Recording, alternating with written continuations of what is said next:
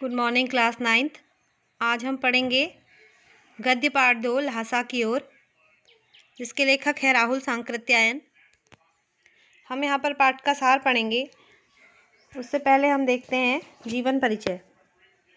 हिंदी के प्रमुख साहित्यकार राहुल सांकृत्यायन का जन्म सन 1893 में उत्तर प्रदेश के आजमगढ़ जिले में कनेला गांव में हुआ। उनके बचपन का नाम केदारनाथ पांडे था। उनकी प्रारंभिक शिक्षा गांव के मदरसे में हुई। उनका बौद्धिक धर्म की ओर विशेष झुकाव था। बौद्ध धर्म में शिक्षा लेकर उनका नाम राहुल सांकृत्यायन पड़ा। उन्हें पाली, प्राकृत, अपभ्रंश, तिब्बती, चीनी आदि अनेक भाषाओं का ज्ञान था। उनके अनुपम ज्ञान भंडार के कारण उन्हें महापंडित की उपाधि दी गई। वे यात्रा साहित्य के पितामह कहे जाते हैं। बौद्ध धर्म पर उनका शोध विशेष उल्लेखनीय है। उन्होंने तिब्बत से लेकर श्रीलंका तक भ्रमण किया। आप जानते हैं तिब्बत में बौद्ध धर्म है और श्रीलंका में भी बौद्ध धर्म है। भारत में भी बौद्ध धर्म है। बौद्ध धर्म का प्रचार प्रसार है यहाँ पर भी।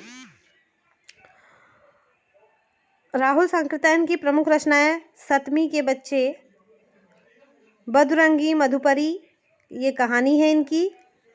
जीने के लिए मधुर स्वप्न, विस्मृत यात्रा, यह इनके उपन्यास है। मेरी जीवन यात्रा, ये इनकी आत्मकथा है। राहुल सांकृत्यायन घुमक्कड़ स्वभाव के थे, इसलिए विभिन्न क्षेत्रों के शब्दों का प्रयोग उनकी रचनाओं में देखने को मिलता है। उनकी भाषा सहज, सरल व स्वाभाविक है। उन्हें साहित्य अकादमी पुरस्कार तथा भारत सरकार के पद्म भूषण पुरस्कार से विभूषित किया गया। राहुल सांकृत्यायन का निधन 1963 में हुआ। अब देखिए पाठ की रूपरेखा। प्रस्तुत पाठ राहुल सांकृत्यायन द्वारा की गई तिब्बत यात्रा का एक यात्रा वृत्तांत है। भारतीय लोगों को उस समय तिब्बत आने की अनुमति नहीं थी, लेकिन इसलिए लेखक ने भिखारियों जैसी वेशभूषा धारण कर अपनी यात्रा प्रारंभ की। यात्रा के दौरान लेखक ने ल्हासा की ओर जिन दुर्गम रास्तों की यात्रा की, उसका वर्णन उन्होंने प्रस्तुत यात्रा वृत्तांत में किया है। तो राहुल सांकृत्यायन का ये जो पाठ है ल्हासा की ओर, ये क्या है? एक यात्रा वृत्तांत, जो क्या है? कहानी के जो मैंने आपको बताया था गद्य की विधाएं हैं, जैसे कहानी, नाटक, डायरी, वैसे ही यात्रा वृत्तांत भी गद्य की एक विधा है। अब देखिए पाठ का सार। जो पाठ है आपको अपनी टेक्स्ट बुक में पढ़ना है पूरा, ये केवल पाठ की समरी है। पाठ का सार है नेपाल तिब्बत मार्ग। प्रस्तुत यात्रा वृत्तांत में उस समय का वर्णन है जब फरी कलिंपोंग का रास्ता, कलिंपोंग क्या साउंड करेगा ये? फरी कलिंपोंग का रास्ता नहीं खुला था। तब नेपाल के रास्ते से तिब्बत में हिंदुस्तान का व्यापार होता था। इस रास्ते पर अनेक सैनिक चौकियां और किले भी थे। अब बहुत से किलों में किसानों ने अपना बसेरा बना लिया है और कई फौजी मकान गिर चुके हैं। अब देखिए कि तिब्बत का सामाजिक जीवन। यहाँ पर्दा प्रथा, जाति पाति, छुआछूत आदि न होने के कारण कोई भी अपरिचित व्यक्ति अपना सामान देकर अपनी चाय उस घर की महिला से बनवा सकता है या खुद बना सकता है। निम्न श्रेणी के भिखमंगे को छोड़कर लोग चोरी के डर से उन्हें घर में नहीं घुसने देते। वहाँ मक्खन, सोडा और नमक देने पर उसे चोंगी में मत कर दूध वाली चाय के रंग की बनाकर मिट्टी के टोंडीदार बर्तन में रखकर दिया जाता है। अब देखिए लेखक की यात्रा की शुरुआत। लेखक की यात्रा एक परित्यक्त चीनी के किले से शुरू हुई। परित्यक्त मतलब जो चीनी का किला जो था, वहाँ कोई नहीं रहता था, वो परित्यक्त, त्यागा हुआ किला था उस समय, यानी कि वो एक पुराना किला। उस समय एक तिब्बती आदमी राहदारी यात्रा करने का कर मांगने आया था। लेखक ने अपनी और अपने साथी सुमित की चिटें पर्ची उसे दे दी थी। सुमित की जान पहचान होने के कारण एक भिखमंगे के वेश में होते हुए भी लेखक को थोंगला के आखिरी गांव में रहने की अच्छी जगह मिल गई थी। जब 5 साल बाद लेखक इसी रास्ते एक भद्र यात्री के वेश में घोड़े पर सवार होकर लौटा, तो उसे गांव के सबसे गरीब घर में रहने को मिला।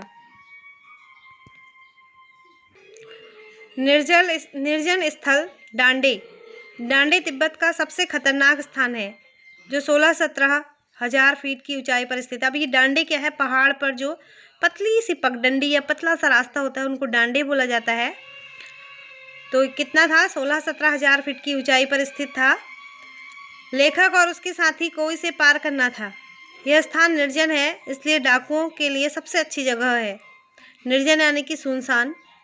काफ़ी ऊंचाई पर होने के कारण दोनों तरफ मीलों तक कोई गांव नहीं है। लोगों को डाकुओं का भय बना रहता है।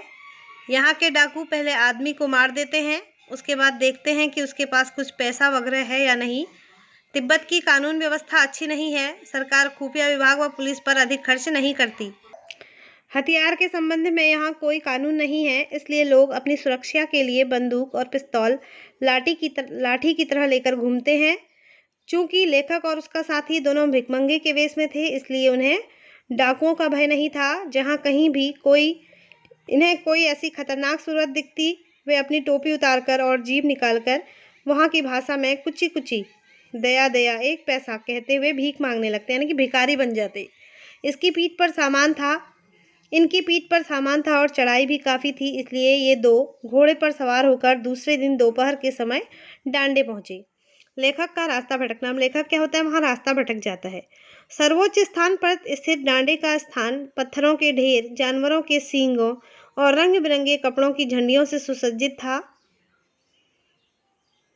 यह स्थान बर्फ से ढके हिमालय का सबसे ऊंचा डांडे के देवता का स्थान था, यानी कि पर्वत की चोटी पर देवता का स्थान था। इसके आगे उतराई थी। लेखक लंकोर का रास्ता भटक गया और अपने साथी से बहुत पीछे रह गया। लेखक रास्ता पूछ कर पुनः वापस लौटकर दूसरे रास्ते से 4 बजे के करीब वहां पहुंचा। लेखक का साथी सुमित बहुत क्रोध में था, क्योंकि उसे बार बार चाय गर्म करते हुए लेखक की प्रतीक्षा में घंटों बैठे रहना पड़ा। मंगोलों का मुंह वैसे ही लाल होता है। गुस्से के कारण सुमति का मुंह जो था, सुमति नाम था उसके दोस्त का, सुमति का मुंह जो था लाल हो रहा था। यहाँ से इन लोगों को तिंगरी जाना था। कुछ सामान पीठ पर लादकर और हाथ में डंडा लेकर वे आगे बढ़े। अब देखिए तिंगरी का मैदान, तिंगरी में जो था एक मैदान था। तिंगरी का विशाल मैदान पहाड़ों से घिरा हुआ था, जो किसी टापू जैसा लग रहा था। मैदान के भीतर दूर से दिखाई देने वाली पहाड़ी का नाम तिंगरी समाधिगिरी था। यहाँ पर सुमति के अनेक यजमान थे। उसने उनको बोधगया से लाए हुए कपड़े की बत्तियों के डंडे में बांधकर बनाया गया धार्मिक चिन्ह बनाकर दिए।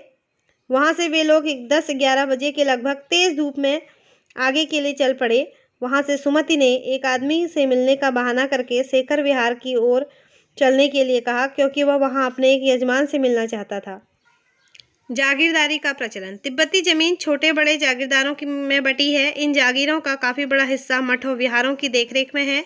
ये जागीरदार बेगार मजदूरों से अपनी अपनी जागीरों पर खेती करवाते हैं। समय समय पर खेती का प्रबंध देखने के लिए भिक्षु आते रहते हैं, जिन्हें राजा के समान आदर मिलता है। मुखिया भिक्षु नमसे से मुलाकात। शेखर विहार की खेती के मुखिया भिक्षु नमसे बड़े ही भद्र पुरुष थे। लेखक को भिखमंगों के वेश में देखकर भी शंकर की खेती के मुखिया भिक्षु जो थे नमसे, उनसे बहुत प्रेम से मिले। यहाँ एक अच्छा बौद्ध मंदिर था, जिसमें कंजूर बुद्ध वचन अनुवाद की हस्तलिखित 103 पोथियाँ रखी हुई थी, जो मोटे कागज पर बड़े अच्छे अक्षरों में लिखी गई पोथियाँ थी। पोथियाँ यानी कि पुस्तकें, किताबें, धार्मिक पुस्तकें। एक एक पोथी 15-15 सेर से कम नहीं थी, 15-15 किलो के समथिंग। लेखक का आसन वहीं लग गया। वह पोथी पढ़ने में मग्न हो गया और सुमति अपने यजमानों से मिलने चला गया। दूसरे दिन लेखक और उसके साथी भिक्षु नमसे से विदाई लेकर पुनः तिंगरी गांव के लिए वापस चल पड़े, जो वहां से बहुत दूर था। अब देखिए लेखक ने ये जो पाठ है लहासा की ओर, वो उनका यात्रा वृत्तांत है। उन्होंने तिब्बत की यात्रा की और जो जो वहाँ उनको कठिनाई आई, जैसा जैसा उन्होंने देखा, वो सब यहाँ पर उन्होंने लिखा है। तो ये पाठ था लहासा की ओर। इसको हम कक्षा में भी डिस्कस करेंगे, कक्षा में हम इसको पढ़ेंगे, लेकिन उससे पहले आपको ये अपनी टेक्स्ट बुक में भी पूरा पाठ पढ़ना है और यहाँ पर आप इसकी समरी समझें। और मिलते हैं बच्चों आगे अगली वीडियोज़ में। और मेरा ये यूट्यूब चैनल आप सब्सक्राइब कर सकते हैं, लाइक कर सकते हैं, अपने दोस्तों को शेयर कर सकते हैं, ताकि अधिक से अधिक लोगों तक यह पहुँचे और इसका विद्यार्थी लाभ उठाएं। अगर कोई आपको परेशानी हो तो आप मुझसे कांटेक्ट कर सकते हो। ठीक है, तो इसी के साथ मिलते हैं अगली वीडियोज़ में। तब तक के लिए बाय।